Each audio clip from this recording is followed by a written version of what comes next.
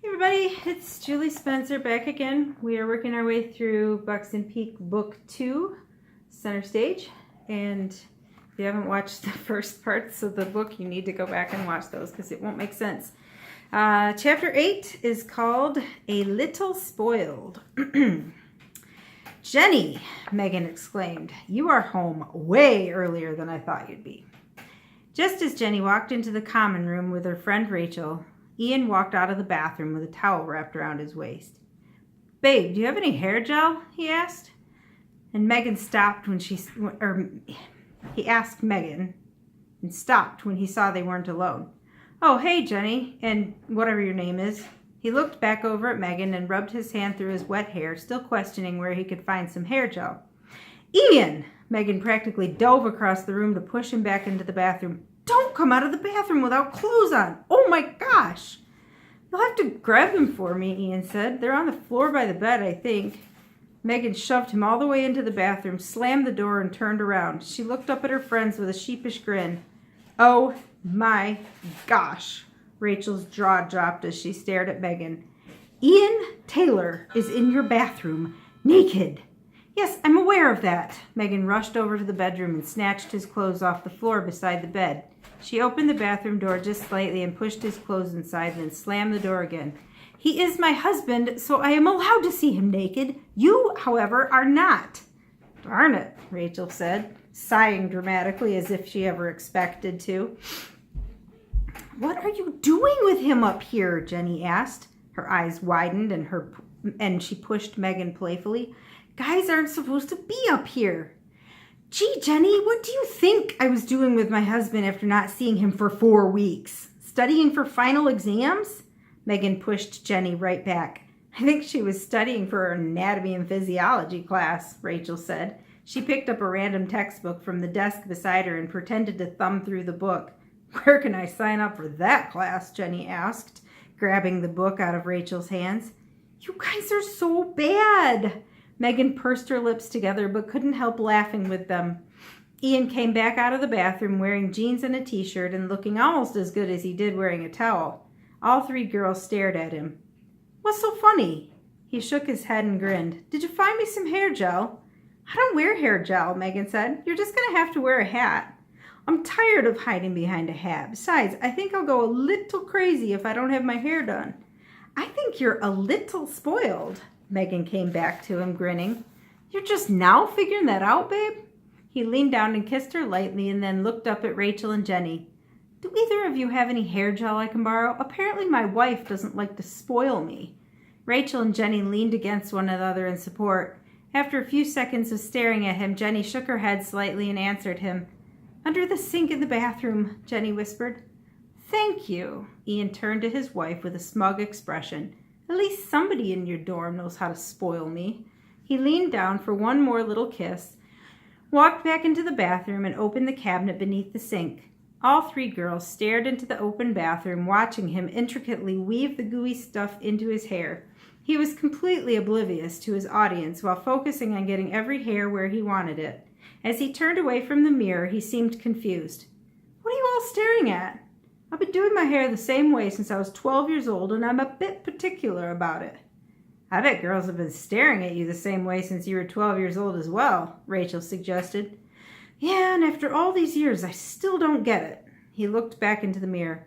"I guess that's why I'm famous, because I'm so good looking." He turned back to the girls with a coy eyebrow wiggle.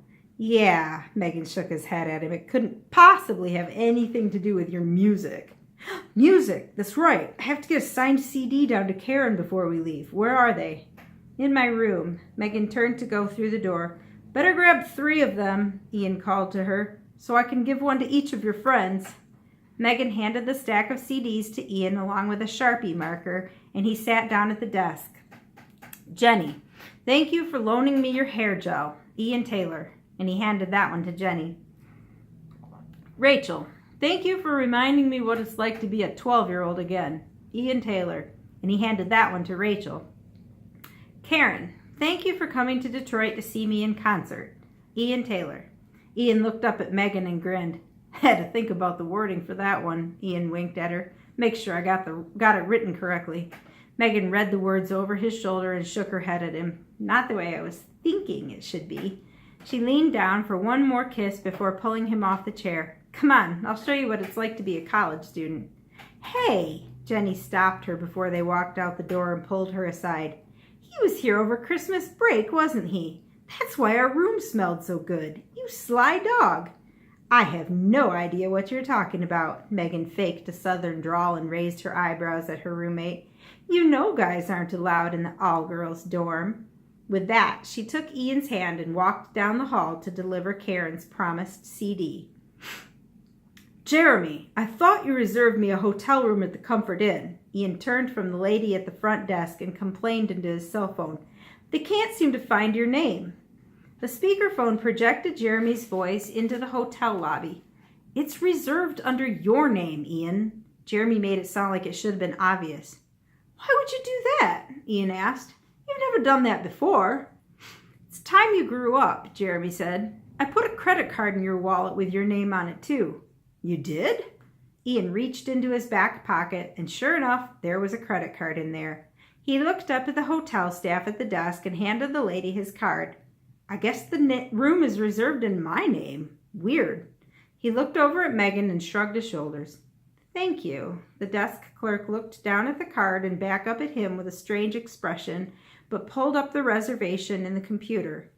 Okay, Mr. Taylor, it looks like we have you and Mrs. Taylor in the parlor suite. That's one of our finest suites, and it looks like you're reserved for 2 weeks. She looked up at them as if questioning how they could afford that. She must not have any idea who he was. He was still wearing jeans and a t-shirt that had traveled across an ocean over the past 24 hours. He probably looked like he couldn't afford much of anything, but decided to ignore her lack of knowledge and just focus on the important details. All I want to know is if there is a jacuzzi tub. Ian leaned over the counter and smiled at the lady. That usually worked for most females. No, sir. The parlor suite has a full bath and a half bath, as well as a dining area and a kitchenette. What on earth would I need a kitchenette for? Ian asked the desk clerk and Jeremy at the same time. Doesn't this place have room service? Yes, sir. Of course it does, she stammered. We could downgrade you into a jacuzzi suite with a king-size bed, if you'd prefer. You would have to downgrade me in order to get a jacuzzi suite? He turned his head to plead directly to his manager. Jeremy, is this the nicest hotel you could find in this town? 1, you're being rude. And 2, it's the closest hotel to campus. Do you want Megan to have to drive miles away to get to school? Jeremy asked. No, of course not. Excuse me for a moment. He pulled the phone slightly farther away from him and looked directly at the reservationist and at his wife. My apologies for my rude behavior. And Megan, this is the closest hotel to campus, so we're stuck here. Sorry, love. Would you like a kitchenette or a jacuzzi tub? I should have asked your opinion first. I'm very sorry. Thank you for the apology. Megan's face was red and she was shaking slightly. She lifted her chin and turned to the lady at the counter, whose lips were pursed into a line. I hope you'll forgive my husband. He's very tired because he flew all the way from England last night after working all day, and he has yet to sleep. Of course, Mrs. Taylor, the receptionist nodded back to her. I'm sorry if our accommodations are not to your liking. There are several other fine hotels nearby. In fact, a Marriott was recently built right on campus with several suites that overlook the football stadium. Not that it's football season, but I could call over there if you'd like and ask if they have a parlor suite with a jacuzzi tub available. No, Megan said, we will be quite happy here. We would be willing to sleep in a tiny bed in a dorm-sized room if we had to. Isn't that correct, Ian? She nodded over to him as if to imply that he had better nod his head right back and apologize again to the desk clerk. Yes, of course. He gulped just slightly, then turned back to the clerk. Again, I am very sorry for my rude behavior. We will take whatever you have available. We can move you to a jacuzzi suite if you'd prefer. She looked down at the computer screen, squinted, and creased her eyebrows. It looks like your luggage has already been delivered, so we would need to move it. Oh, thank goodness, Ian sighed. I had no idea where my clothes had been shipped off to. I got on the plane so fast I didn't think to ask my manager. Ian realized he still had Jeremy on the phone and pulled it closer to him. You are still my manager, aren't you? Of course, Ian. Jeremy laughed. You're my cash cow. What would I do without you? You wouldn't be nearly as rich. Ian laughed along. And I do appreciate you sending me along my clothes. I was afraid I was going to have to somehow cross that busy street and go into Target or something. They do sell a line of clothing there, don't they? Yes, they do, Jeremy laughed again. And it would do you good to learn to shop for your own clothes. Why on earth would I want to shop for my own clothes? You and the wardrobe team have kept me very well stocked, and I really don't plan on having clothes on all that often anyway, after being away from my wife for the past 3 months. Ian winked over at Megan with a smile. She just shook her head at him and scoffed. Thank you again for the credit card, Ian said to his manager. I will put it to good use, ordering room service. Good day, mate. I believe in your part of the world that would be good evening, Jeremy corrected. I'll see you in a few months. Don't cause too much trouble. With that, Ian hung up the phone and smiled over at the ladies as if everything was completely normal. We'll happily take the parlor suite. Thank you. During the opening hymn, Megan hid her face behind the hymn book to avoid seeing people staring. The church service hadn't started out very well. Once Megan and Ian slipped in the back row, heads turned and whispers abounded. It was all the bishop could do to keep things on track and start the meeting. It was like the time they'd had a bat flying around the ceiling of the chapel and everyone's eyes were drawn up, watching the bat rather than paying attention to the inspiring words of the people who had prepared talks. Ian made funny faces at the little kids who were turned completely around in the pew 2 rows ahead of them. Megan shook her head, pleading with him to stop, but couldn't help grinning at his playfulness. The poor mother of the little boys tried to calm her children down during the blessing and passing of the sacrament bread. See what you did? Megan whispered. Those boys won't be able to sit still for the rest of the meeting. The girls either, Ian whispered back. Have you noticed all the little preteen girls giggling to one another? If it's any consolation, I do feel bad that I cause a spectacle everywhere I go. There's not much I can do about it, though, short of staying home on Sundays, and I don't want to do that. I don't want to do that either. Megan grabbed his hand and smiled to reassure him. They'll get used to you being here, eventually. Although, he leaned closer to Megan's ear. Seeing you in that pretty dress makes me want to duck out early and go home. Ian Taylor! Megan clenched her teeth, trying not to laugh. I can't believe you just said that during church. What? I said it in a whisper. Ian winked at Megan, but faced forward as if paying strict attention. The bishop announced that because it was the first Sunday of the month, everyone had the opportunity to come to the podium and share their testimonies, should they choose. He took a few moments to read a passage from the New Testament that had touched his heart that past week and turned the remainder of the meeting over to the congregation. Well, Ian said, that's my cue.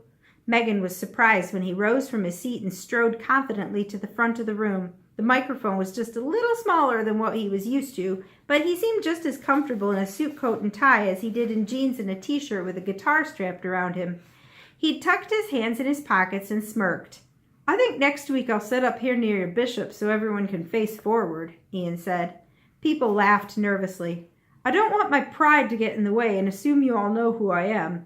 The last time I made that assumption in church, I wound up getting married and moving to America. Megan felt her cheeks flush as Ian winked at her from across the room. Some people chuckled at his joke, and some even turned to look at her, but she ignored them and smiled shyly back at her husband. I'm Ian Taylor, he said, in case there were still a few people in the room who did not know who he was. Thank you for welcoming me to your community. I'm not sure how long we'll be staying. I sort of travel a lot for my job. He had to stop again momentarily as people laughed at him lightly. He cleared his throat and tried again. As I'm sure Megan has already informed you, we got married over her Christmas break, and I can imagine we'll stay here at least through her graduation next month. I don't know, he paused. I rather like it here. Maybe we'll stay forever. That was the first Megan had heard him suggest anything permanent. She kind of liked the sound of it, so she shrugged her shoulders back at him.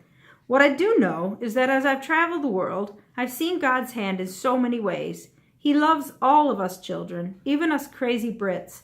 I know I'm far from perfect, but God sent his son, Jesus Christ, to make up for my shortcomings. I'm thankful he led me to Michigan a year ago so I could meet my eternal companion here.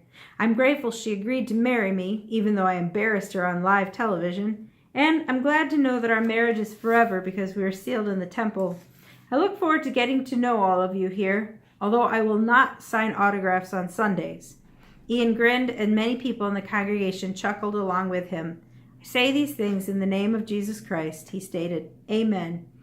"Amen," Megan echoed along with the rest of the room, affirming their support of his testimony. She watched as her handsome husband walked straight back to her without so much as glancing at anyone else. He sat beside her and wrapped his arm around the back of the pew, drawing her closer. "Can we go home now?" he whispered in her ear. "No," she smiled back at him. "You created this monster, now you have to live with it." "I'm a monster, am I?" Ian was practically tickling her ear, and she shrunk away from him, shoulders raised, trying not to laugh out loud. "You do realize everyone is staring at you, right?" She gestured with her head, and Ian followed her eyes, peeking at the congregation. Several people turned also, probably embarrassed to have been caught gawking. He turned completely forward in his pew. "No, they're not," he whispered, not turning toward her again, but talking out of the side of his mouth. "They're staring at you. They're wondering what you could possibly be doing married to a monster like me."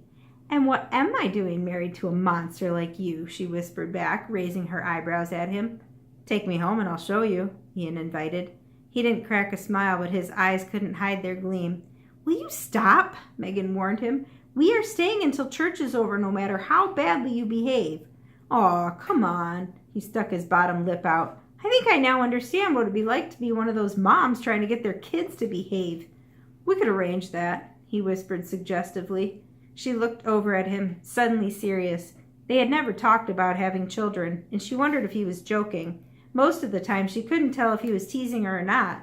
Was he just hoping to go home early, or was he really thinking about having a baby? "What is it? Are you okay?" He increased his eyebrows. "Were you serious?" Megan asked. "Do you really want to have a baby?" Understanding came into his eyes, and he smiled gently at her. They'd been so busy getting through the past few months that it wasn't surprising they'd never discussed it. "I'm ready when God's ready." He finally sounded serious. "I hadn't thought much about it before. Have we been taking any preventative measures?" She just shook her head slowly, looking him in the eye. "We've only been married for a few months," she whispered. "I'd never thought about it either. That's really kind of embarrassing." Ian snorted lightly, almost laughing out loud. "I'm really surprised we're not celebrating the announcement by now." He leaned closer, raising his eyebrows at her. "Not for lack of trying. It would help if we'd stay on the same continent for a few weeks at a time." "That could be arranged," he said. "Can we go home now?" "No," Megan insisted. He leaned over and kissed her cheek, then offered one last thought. "When God's ready." They held hands for the remainder of the meeting. Okay, next we will go on to chapter 9, and we'll go to the next video. Thank you.